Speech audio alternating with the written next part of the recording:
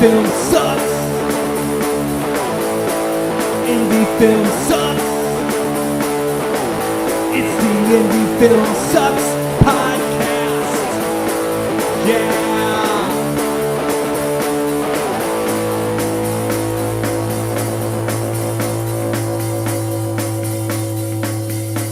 Coming at you from the mean streets of St. Louis, from a basement on South Broadway, the Indie Film Sucks podcast. Because indie film, It's good. yeah, No, it's good, man. sometimes. No, you know why it's good? Why is it good? Because, well, Brock's on assignment. Brock's on assignment. But that's not why it's good. No, don't that get is- me wrong. that's bad. That's bad. That's really bad. Man, we just had a great guest on. We did. I know. Logan Cole. Effects artist extraordinaire, Holy Logan Cole. How I learned a lot. Yeah. So if you want to learn a lot, I'd say go back and listen to the Logan Cole interview, which he talks about, man, how he got into it and his family. And I mean, just holy crap. What an interesting thing. Yes. But as we do on this show, we try to take a few things that the guest says and we try to talk a little bit more about it. So That's a new thing we're doing. yeah, it is a new thing to do. So here we go. You ready? This is two things he said that I thought were pretty intriguing. He said, and I'll paraphrase here, success, people can define success for you, right? So it's their idea of your success. I'm Yeah. talking independent film now. You can take it in life if you want, but independent film, people either can define that for you or you can define that for yourself. So I thought that was interesting on how he put that, but I think that's an interesting topic. He also said, we tend to follow people like yourself on social media or in our lives that are similar to us.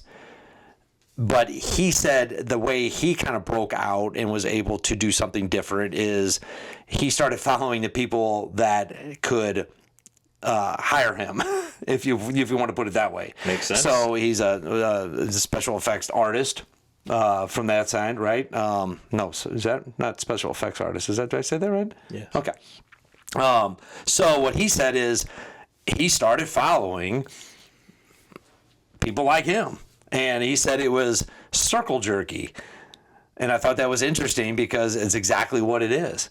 So he was in there with other artists that did the same thing he did. And they're all going, man, your crap's good. Your stuff's good. Oh, your stuff's good too. You're good. Where are you working? What are you doing? But nobody was ever going to work with each other because they were all looking for the same job. So what he did is he flipped it around and he started following writers, directors, people that could hire him. Sure. And he said it really changed kind of the perspective of what he was doing. And you brought up some good points on the podcast about talking about directors, which I thought was interesting, writers, directors, and I thought it was funny. Talk about like your experience with the circle jerkiness of, because I'm still in groups, right? Sure. That love these people. It's awesome. I see them and we all congratulate each other, but probably won't work with a lot of the same project. Well, I'll tell you, man, this was many years ago. I was at a film festival. I'm not even sure where it was. And I was on a panel. It was out of state somewhere. And there was another director on the panel. And I don't even know what the panel was about. But both of us had movies in the festival. And we both said, hey, I'll see your movie. Yeah, I'll see your movie. And then we kind of immediately looked at each other and said, we're not going to see each other's movie. And we laughed about that because that is what so many filmmakers do, right? It's all about trying to get people to see your stuff. And it's really tough to reciprocate to see someone else's stuff, right? So I many times over the course of movie making, I have talked with directors and they're like, yeah, we should collaborate on something. We should get together. But it's like, well, we're both directors. So unless someone's going to take a back seat, it's not really going to happen. Right. But yet we all find ourselves gravitating towards people that are exactly like us. Well, yeah, because you can share the commonality. Right, but in social media groups and that kind of stuff, it's great because it's camaraderie. Yes. And you understand each other's experiences Yes. and the suck behind Yes. what you're all trying to go through. But yet, what is that doing to advance how you're trying to get your stuff out there? A lot of times, not a goddamn thing, to be perfectly honest. And I've never heard anybody put it like it's the circle jerky thing. And I was just like, holy crap, you're exactly right. It's just like, it's good. You need that. But I think we trap ourselves into that all the time. Yeah. Oh, I got 1,000 friends. I got this. I got that. But none of them are there to advance anything you're trying to do because they're all trying to advance what they're trying to do. That's not, exactly not it. bad. Not in a bad way. No, and it doesn't have to be a rivalry. I mean, in some cases, it ends up being a rivalry, right? Some of the people that you are connected with are trying to do the same thing that you're trying to do in the same circles. And there's nothing inherently wrong with that. But, yeah, what Logan said is absolutely correct. He was following all these other effects artists like himself, and he realized, I'm never going to get any jobs because that's what I want to do. I want to do effects work on other films, other projects. I'm never going to get any jobs just following these people. Right. I got to go where I can actually get work. Right. Yes. And I thought that was profound when he said that, is going, as soon as he started following these other folks, he started getting in these other circles on people who needed his skills. Yeah. And I thought that was kind of interesting. And I try to put that in our perspective. It's like, well, who would directors go out and follow? Cinematographers, effects people, writers, sound people, actors. Yes. Because, you know, as an independent film director, and I'm a writer-director before I'm anything else, I love talking to other directors and other writers, right? Because we can compare the same sort of hardships and the same sort of crap, because there is so much crap that comes with making movies at this level, and even at higher levels, right? You know, you can reasonably have a conversation with a director who is many levels above you, and still be able to talk about some of the same trials and tribulations. But as a director, I'm not going to work with another director, right? We're not exactly rivals, but I'm going to work with a DP or an actor or an effects person or a production designer. So those are the people that you really need to connect with. Yeah, no, I think that's true. And as cynical as that sounds. No, I think it's the truth. And I think it's important that you said at every level, you still have that commonality, depending on, you know, your experience matters. Yeah. But I don't think the idea of what you're trying to accomplish as a director, an actor, or anybody else, you can talk to anybody at any level, because I think the on-set stuff is the same. The experience is the same. The rejection is the same. The success is the same, just at different levels. Yeah. And if not exactly the same, it is similar enough. Similar enough in emotional standpoint or human standpoint. That's kind of what I meant. Maybe not financial or those types of things or notoriety, but put any director in a situation where he has to shoot a scene, you probably can put yourself in that situation and empathize with that person about trying to get the shot. Yes. Or trying to get the actor to do something. Yes. Or working with whatever budget, whether it be $1 million, which they're always short on money too. Oh, yeah. Or trying to squeeze something else out, or whatever it is. And being an actor or a producer, same thing for me. Thought that was funny because I went back and kind of looked and went, yeah, who am I? Who am I talking to on these things? I do a lot of congratulating, like, hey, nice work, you got that role. Or, hey, nice work, you're doing this. And I'm going, could have been the same role I was up for, or could have been this thing, or could have been that thing. But it wasn't something where it was anything to drive what I was trying to do as a passion or as a filmmaker. It was just being, I don't know, I don't know, maybe it's a two-edged sword. I'm fighting this a little bit because it's so important to have that in your life with those people, because you need that in that experience. So I thought it was important when Logan had said that he needed to break out of that because he didn't feel like he was advancing in anything by talking to the similar people. No, and that's a very honest thing to say. Yeah. And, well, the whole reason that this podcast is even called the Indie Film Sucks Podcast, because, you know, there's lots of great things about it, but there's also a lot of things about this process that sucks, and only someone else who does it and understands that suck, right? So that's why you gravitate toward those people, because you can talk to, as a director, you can talk to any other director, like, what's it like working with a difficult cast member? And they'll be like, oh, let me tell you about this story. Or what's it like when you're working with a difficult crew member? Oh my God, let me tell you this story. Or what's it like when you're running out of time and you lose a location, or somebody flakes out on you, like, oh man, I got this story that this happened. So that's why you seek those people out. But I guess from Logan's perspective, it's great to get that affirmation, right? But you have to go beyond that to get more work, basically. Well, advance or get your name out there and stuff like that. Exactly. I thought that was important. And then you brought up something else that I thought was key in our interview was his suck. Is most people don't understand like what it is he does, or they're confused about how much time he needs before, like, they bring him on, like, hey, can you do this in 2 days? It's misunderstood about what his job actually is sometimes. And he said that's what drives him nuts, I think, when he gets into on a set or something like that, or somebody approaches him to do a job, is they don't understand how much time it takes to do something, right? So when you're, I guess, collaborating with people that understand what you're talking about, they get it. Yeah, I get what you're saying there, because here's the thing. If you are let's just say an independent film director, right? You have to have a real working idea of what every single department does. You certainly don't have to master it, but you have to know what every department does, so you can know what their limitations are, and you can also know when someone is trying to bullshit you, right? Yeah. Because this one particular shoot I was on, I think it took us 6 hours, 7 hours to light for one scene. And look, here's what I found about a DP.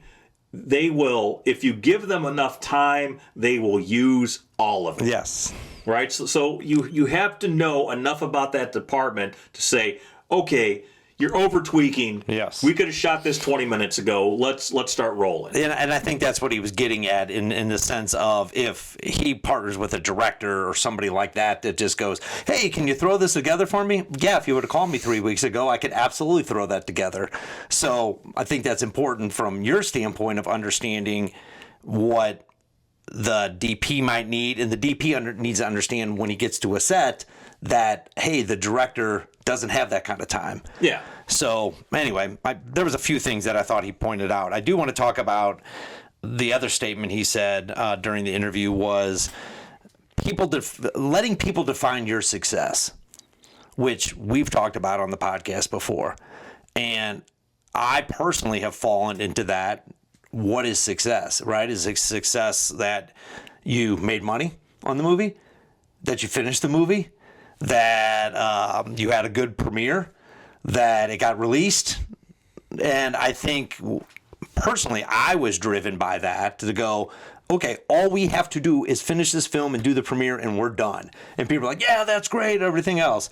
But as we've been going through this process of expanding our film careers and driving into other things, I found that the success for me has changed.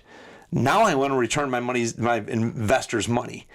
Now I want to have enough money to go shoot the next film. Now I want to be able to do all these things, right? I could keep going on and on. Sure. But do you feel like you've changed on the idea of somebody else was defining your success, right? Listening to them on what was successful, or what the industry says what's successful, as opposed to what you feel is successful? I have struggled with the notion of success in filmmaking for the entire time I've been doing it, which is 26 years at this point. And I would say most of the time I have felt anything but successful. And, I've accomplished a fair number of things, but it's like, man, I've never, I don't make my living from filmmaking. And to be fair, very few people do. Yes. I know a lot of people who work in film who do something else, even if they work in the industry. That's not the same as making their living from their films. That's a very difficult thing to do. So I don't think you can define success by that. There are some people who do that, and I am both envious of them for that, and I applaud them for that, because that is a tough thing to do, man. To make your bread making movies. If you consider money the success. If you consider money the success. You said a better word, accomplishment. Accomplished, right? Success is such an arbitrary word, right? What is that? He said that. Logan said that, and let's take that word, but let's use accomplished, right? Accomplishment. I think that's a better term than what you said, right? You've done some accomplishments. So what are you driving that, or do you still let other people influence that? Because I know early on, I think we all thought this is what the industry needed, right? Sure. You are successful if, you are accomplished if you did this, and the industry will take care of you because you did this. Yeah. Okay. Yeah. Well, we all know that's not true. The fact of the matter is the industry doesn't care about you. So now I look at it and say, I think the fact that we have a feature film that's out there that's distributed. Red Nighted Skies. We've taken a step back. We've matured. We actually stopped pre-production on a film. Yes. On purpose. I have never done that in all the years I've been doing that. Once I've gotten to a certain point, and we were almost at that point, it's like, all right. Pedal to the metal, baby. Yeah, pedal to the metal. Pull the trigger. Let's go. Let's go, go, go. No stopping. And the fact that we've regrouped, retooled Indie Film Sucks, with the kind of the website with the reviews, what we're doing there, in order to try to give back to the community. I think in this point, to give people, independent filmmakers, a place to have an outlet for their stuff, to get an opinion on their stuff, to get a review on their stuff, to come on our show and talk about their stuff. Yeah. Not our stuff, their stuff. Yes. I think makes me feel more accomplished in what I'm trying to do as an independent filmmaker, as opposed to before, when I thought somebody else was like, my brother was saying, man, if you make this, are you successful? If you get my money back, and I'm just like, no, it's endless. It's an endless cycle of no, what's the next one? I didn't make enough money. I didn't get all your money back. I haven't put a dime in my pocket, right? And so I had to stop doing that part of it. Yeah, because I mean, that was my mindset, and I see that with a lot of filmmakers. That's their mindset. What's the next one? What's the next one? What's the next one? And it is endless. Yeah. And I think because I was low, man. I mean, before we brought the podcast back, I was, for the first time ever, I mean, seriously, just considering, should I just quit filmmaking? I mean, I talked to a few people whose opinion I value, and I said, have you ever seriously thought about just quitting? Because it's just so fucking hard. And their answer was no. I've never seriously considered that. And I'm like, man, well, for the first time in my life, I have. But I think when I started thinking about, you know what can I do? What can I honestly do for other filmmakers, for other people who are struggling? Because it's a struggle, man. It is. Across the board, it's a struggle. When I started thinking about that, it changed my outlook. It changed for me how I was defining success. For me, success was to make a film that made its money back and then allowed me to make another film. Well, you wanted to make the money back. That was the goal. That was the goal. But the success was finishing the film. You hope to make your money back. Sure. Because if you thought success, then neither of us are successful. Well, that's not true. We have made movies that made the money back. Okay, true. But true. Very small budget. Very small budget films. I agree with you. But that was never the gold standard for me. To have the success moniker for that. Sure. To make your money back. But go ahead. I'm sorry. No, for me, it was making my living making films. Okay. That was the ultimate. Yeah, that was the ultimate I made success. Not shooting commercial stuff, not shooting corporate video, not shooting legal video. I've done all that shit. To me, that's just another job. That's not filmmaking. My idea of success was making my living, making the films that I want to make. And you know what, man? That may never happen because that is hard as hell. Right. I know a handful of people that kind of do it. That kind of do it. Yeah. Yeah. And, you know, I think you have to figure out what defines success for you. And if that's that, you have to be okay with that possibly not working out. And that's the point that I got to. I'm okay if that never happens. To me, what I think success means is, can this podcast, can this website, can these reviews, can these interviews, can they actually help other filmmakers? And lead to other things that we possibly want to do in the future. Yeah. Right. To me, that's a level of success. And I think it was key when Logan said he was a lot, what was the success and what were people trying to drive as the success, right? Do I have to be the guy from, I don't know what he mentioned about Aliens or, you know, whatever. Did he have to be Rick Baker? Thank you, Rick Baker. That's who he said. No, he did not. Right. My stuff can be in the background and I don't care. I just need to know that I made it or Yeah. I was making things. And to me, that was very impactful for what he said there. And I looked back on what I thought and go, you know what? It's enough for me to do something in the industry, say podcast, knowing I'm going to make another film eventually. Yeah. That I haven't lost that because that's ultimately what I want to do, right? I want to act, produce, be in another film, be a part of that. But if we just took a step back and know we're affecting the industry some way, shape, or form by this podcast, by doing reviews, by having people on here, by connecting with other filmmakers, that's pretty good. That ain't bad. That's pretty good. But it took us the time to learn that. Yeah. Which I think this podcast has done that for us. Is allowed us to go, man, there's a lot of other people out there struggling like we are. Yeah. And if we can give them a voice and an outlet and a place to come and connect and get their voice out there, that's pretty cool. We didn't lose our vision. No. So I think I changed on what I thought success was just from the fact of being an actor in your first movie with you, of going, man, I just got to show up every day, and I hope he puts it out. Didn't matter to me if he did, but that's what you had to do. Yeah. My thing is check, been in a movie. Yeah. That's cool. As an actor, check that box. All right. Well, Chris, you want to come join the company? Yeah, okay. Okay, what's our success now? Finishing this movie. Okay, check. Oh, shoot, we borrowed a ton of money from a bunch of people. let's pay them, right? Okay, check. Okay. People started, the more we got into it, the bigger we got, the goalposts moved for what I thought success was or Yeah. the accomplishment was. And I think until we decided we have to stop thinking about them and go for us, Yeah. which helps others, that I think we became more comfortable with, and we can be a pretty successful company. Yeah, we're going to make movies eventually. We're a film company, Absolutely. but we may have to define that a little bit differently and take a different path to get there, and I'm okay with that. Yeah, because this was the first time in 26 years that I said, let's take a step back. Let's not go into the next production. Yeah.